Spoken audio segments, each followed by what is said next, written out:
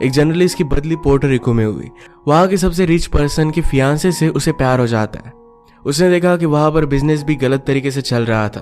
क्या उस जगह के साथ अपने प्यार को भी वो बचा पाएगा? ये हम आज की हमारी मूवी द रम डायरीज ये 2011 की एक रोमांटिक कॉमेडी हॉलीवुड मूवी में देखेंगे। अगर आपको वीडियो अच्छा लगता है तो प्लीज इसे लाइक और कमेंट जरूर कर दीजिएगा। अब बिना किसी देरी के एक्सप्लेनेशन स्टार्ट करते हैं। मूवी स्टार्ट होती है और हम हमारे मेन कैरेक्टर पॉल को पोर्टो रिको के एक बहुत ही अच्छे होटल में देखते हैं। वो यहाँ पर न्यू जॉब ज्वाइन करने के लिए आया हुआ है। कल रात उसने ज्यादा ही पी ली थी, पूरा रूम उसने तहस नहस कर दिया है। वेटर उसके लिए ब्रेकफास्ट लेकर आया पर उसे याद भी नहीं था कि कब उसने इसे ऑर्डर किया था। लिकर का पूरा कैबिनेट भी उल्टा पड़ा है। वो वेटर से कहता है कि अब मैं ड्रिंकिंग बंद करना चाहता हूँ, पर जॉब में जाने से पहले वो फिर से ड्रिंक कर रहा था। यह हमारा टाइम 1960s का है, जब पोर्टो रिको उतना ज्यादा डेवलप नहीं था। बड़े बड़े बिजनेसमैन यहाँ पर आकर बहुत सारे बिजनेस लाने वाले थे, पर यहाँ के लोगों को ये पसंद नहीं आता। वो न्यूज़पेपर ऑफिस के बाहर प्रोटेस्ट कर रहे थे। पॉल अपने जॉब के इंटरव्यू के लिए आया। उसके बॉस का नाम था लॉटरमन। कल रात के हैंगओवर की वजह से पॉल ने सनग्लासेस पहने हुए थे। लॉटरमन ये बात समझ आता है। उसने कहा कि यहाँ पर ऑलरेडी बहुत सारे लोग ड्रंक ही रहते हैं। मुझे फिर से ड्रंक आदमी को काम पर नहीं रखना है, तुम्हें अपनी ड्रिंकिंग को कंट्रोल करना पड़ेगा। उन्होंने उसका रेज्यूमे देखा पर वो समझ गए कि इसमें सब कुछ झूठ लिखा हुआ है। लॉटरमन ने पूछा कि क्या तुम पॉलिटिकल हो? पॉल कहता है कि जो साइड उसे अच्छी लगे उस साइड पर वो झुक जाता है। ये बात उसे अच्छी लगी और उसे हायर कर लिया जाता है। यहाँ के लोकल लोगों से ज्यादा पंगे लेने में उसे मना करते हैं क्योंकि एक जर्नलिस्ट को उन्होंने मार दिया था। पॉल काम स्टार्ट करता है और उसे मिलने के लिए सैंडरसन आया, जो एक बहुत ही अमीर बिजनेसमैन था। उसने कहा कि मैंने तुम्हारी राइटिंग देखी है, तुम बहुत ही अच्छा राइट करते हो। बाद में उससे वो बात करने वाला था। न्यूज़पेपर में काम करने वाला बॉब ये पॉल का फ्रेंड बनता है और वो रात में ड्रिंक के लिए आते हैं। बॉब ने पॉल से कहा कि तुम्हें वैसे भी वो जॉब मिलने वाला था क्योंकि हमारे पास ज्यादा एम्प्लॉयज नहीं है। एक आदमी को बहुत ही ज्यादा ड्रंक देखते हैं, इसका नाम है मोबर्ग। बॉब ने कहा कि ये भी हमारी न्यूज़पेपर में काम करता है। इस इंडस्ट्री में जो भी गलत है ये सब कुछ मोबर्ग ही रिप्रेजेंट करता है। इसके बाद पॉल अपने होटल में वापस आया और वहां पर एक प्राइवेट पार्टी चल रही थी। वहां पर उसे अलाउड नहीं किया जाता। वो फिर एक छोटी सी बोट निकालकर बोटिंग के लिए चला गया। वहां स्विमिंग करते हुए एक बहुत ही ब्यूटीफुल सी लड़की उससे टकराती है। हमारी और एक मेन कैरेक्टर है जिसका नाम है शेनॉल्ड। पॉल पूछता है कि तुम यहाँ पर कर क्या रही हो? शेनॉल्ड कहती कि उस बोरिंग पार्टी से मुझे दूर रहना था। मेरा बॉयफ्रेंड स्पीच देने वाला था जो मैंने बहुत बार सुनकर रखी थी। पॉल ने उसे ड्रिंक के लिए पूछा पर वो मना कर वहां से जाने लग गई। पॉल कहता है कि अपना नाम तो बता दो। शेनॉल्ड कहती कि अगर मैंने मेरा नाम नहीं बताया तो तुम मुझे हमेशा याद रखोगे। पॉल अपने आप से कहता है कि इससे मिलने के पहले तुम्हें बहुत ही अच्छा था, अब इसके बिना मैं कैसे जी सकूंगा। पॉल को इस टाउन में एक बोरिंग सी इंटरव्यू लेने के लिए भेजा जाता है। उसने एक आर्टिकल लिखा जिसका टाइटल था कि पोर्टो रिको में मुझे क्या क्या अच्छा नहीं लगता। लॉटरमैन ने कहा कि इस टाइप के आर्टिकल तुम नहीं लिख सकते, हम यहाँ पर लोगों को एक ड्रीम बेच रहे हैं, तुम्हें यहाँ की सब कुछ अच्छी अच्छी चीजें ही लिखनी पड़ेगी। लॉटरमैन ने पॉल को होटल का रूम बुक कर दिया था। उसने होटल का बिल देखा तो उसमें 161 बॉटल्स ये एक वीक में पॉल ने पी डाली थी। उसे कहता है कि अब तुम रहने का खुद देख लो। मोबर ड्रंक होकर लॉटरमैन से पैसे मांगने लग गया और इस वजह से वो डिस्टर्ब हो जाता है। उसने पॉल को ऑफिस में बुलाया और कहा कि तुम्हें इस न्यूज़पेपर को अच्छी तरीके से स्टडी करना पड़ेगा, तुम्हें मैं जल्दी जल्दी प्रमोट कर दूंगा ताकि तुम इसे संभाल पाओ। उसका तुरंत प्रमोशन कर देता है। उसने कहा कि मेयर एयरपोर्ट पर आ रहा है, उनकी इंटरव्यू लेकर आओ। पॉल ने बहुत वेट किया पर फ्लाइट डिले हो रही थी। यहाँ पर सैंडरसन उससे मिला। उसने कहा कि मेयर आज नहीं आने वाले, तुम्हें मेरे साथ मेरे घर आना चाहिए। उसने कहा कि इस जगह पर बहुत सारे पैसे बन सकते हैं और वो रियल एस्टेट से, क्योंकि वो बहुत ही ज्यादा कम है। वो घर आकर पॉल को शेनॉल्ड से इंट्रोड्यूस करवाता है पर ये ऑलरेडी एक दूसरे को जानते थे। इस बात का शक सैंडरसन को चला गया।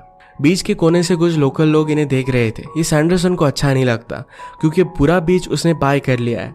सैंडरसन कहता है कि तुम बहुत ही अच्छे से राइट करते हो, मुझे भी एक राइटर की जरूरत है। यहाँ पर बहुत सारे पैसे बन सकते हैं और हम दोनों मिलकर बहुत आगे जा सकते हैं। इसके बारे में नेक्स्ट मीटिंग में और बात वो करने वाले हैं। पॉल को रहने के लिए घर चाहिए था तो बॉब के साथ वो शिफ्ट हो जाता है। ये घर बहुत ही अजीबोगरीब था। अगर इन्हें टीवी देखना है तो नेबर की विंडो जब खुलती है तब दूरबीन से टीवी देखते हैं। अलग अलग चीजें पड़ी हुई थी और घर में मुर्गियां भी थी। पॉल पूछता है कि तुम इसे करते क्या हो? बॉब कहता है कि इनकी हम फाइट लगाते हैं और इसे फाइट दिखाने के लिए वो पॉल को लेकर गया। फाइट में बॉब का मुर्गा जीत जाता है और उन्हें कुछ प्रॉफिट हो गया, पर अगला जो मुर्गा आया वो बहुत ही ज्यादा फाइटर था तो इस वजह से चले जाते हैं।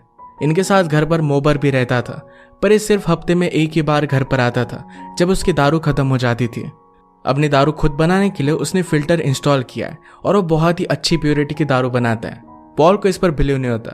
मोबर ने अपनी दारू मुंह में ली और इससे आग बनाकर दिखाता है।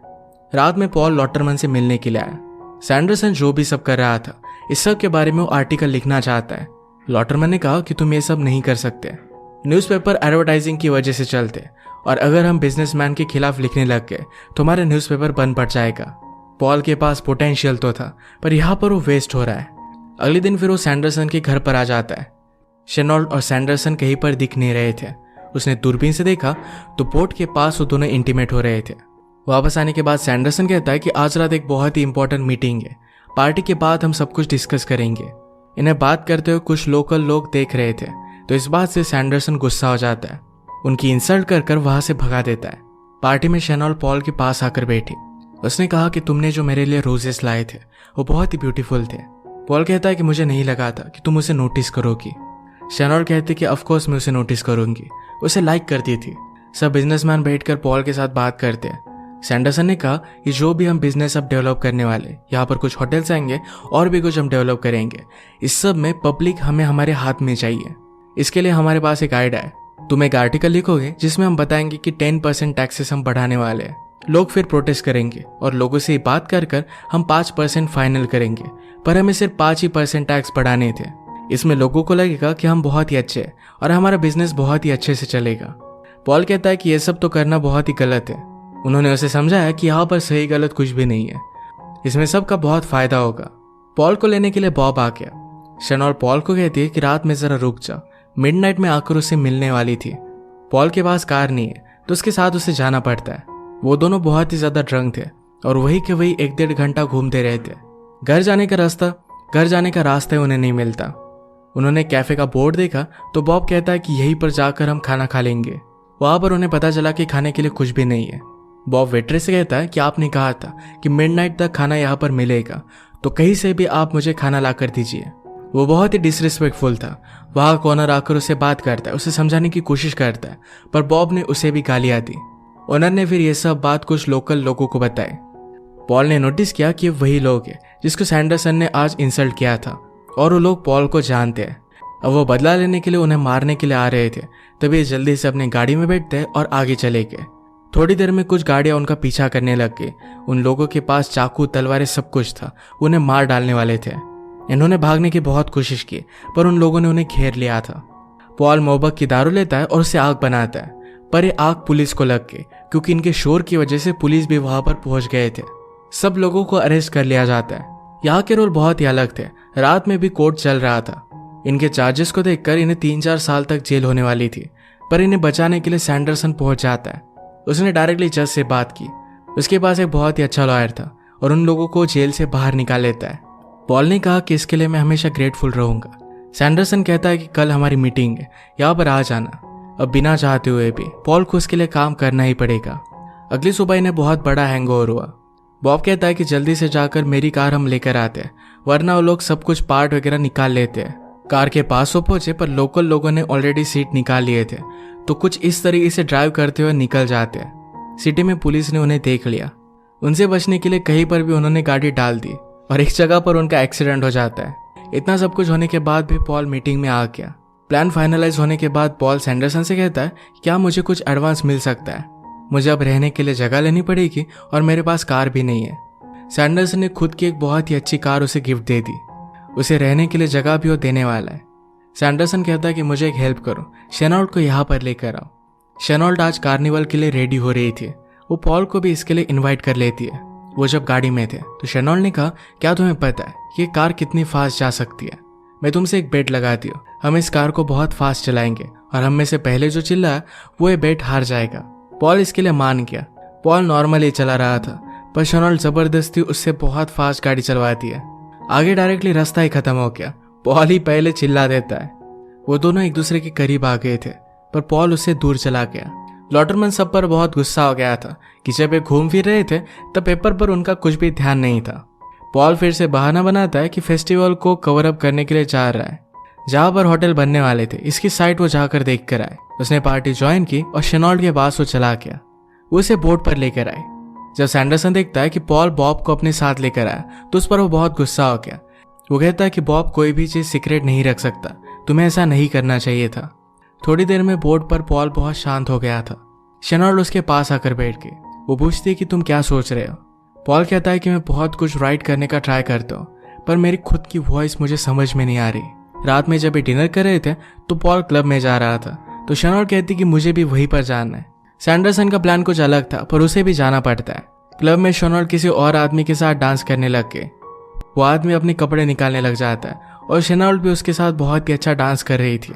सैंडरसन ने शेनॉल्ड को बाहर निकालने की कोशिश की, पर क्लब के बाउंसर उसे रोक लेते हैं और उसे को बाहर निकाल देते हैं। पॉल भी कोशिश करने के बाद भी अंदर नहीं जा पाता। उसके लिए बहुत ही वरीड था। सुबह वंडर करता है क्या शेनॉल्ड सैंडरसन के साथ होगी। वो सैंडरसन से पूछने के लिए गया। सैंडरसन कहता है कि मेरे और शेनॉल्ड के बीच में मत आओ। गुस्से में उसने पॉल को जो गाड़ी दी थी उसकी कीज भी वो ले लेता है। अब उसके साथ वो काम नहीं करेगा। फिर से पॉल और बॉब को टूटी फूटी गाड़ी लेनी पड़ती है। मोबर्ग आज अलग टाइप की मेडिसिन लेकर आया था, जिससे उन्हें अलग अलग चीजें दिखेंगी। ये वो ले लेते हैं और इससे वो हाई होने का वेट करते हैं। थोड़ी देर में अजीबोगरीब चीजें उन्हें दिखने लग गई और वो बाहर चले गए। पॉल ने इमेजिन किया कि जैसे कि फिश उससे बात करता हो। उसने रियलाइज किया कि हम लोग सब कुछ बर्बाद कर रहे हैं। अगर सैंडरसन के प्लान एक्चुअल में सक्सेस हो गए तो यहाँ की नेचुरल ब्यूटी सब कुछ चली जाएगी। इसे रोकने के लिए आर्टिकल लिखने लग जाता है। अगले दिन शेनॉल्ड उसके पास आके उसे सहारा देता है। पॉल सैंडरसन के पास जाकर शेनॉल्ड के कपड़े लेकर आया। वो उस पर बहुत ज्यादा गुस्सा हो गया था। पॉल ने शेनॉल्ड को प्रॉमिस किया इस सारी चीजों को एक्सपोज कर देगा। सैंडरसन ने पॉल के लिए बेल के लिए जो पैसे रखे थे ये वो निकाल लेता है। अब उनके खिलाफ अरेस्ट वारंट था। शेनॉल्ड उसके साथ ही रह रही थी, तो एक दिन वो दोनों इंटीमेट हो जाते हैं। रात में इन्हें पता चला कि इनका न्यूज़पेपर बंद पड़ गया।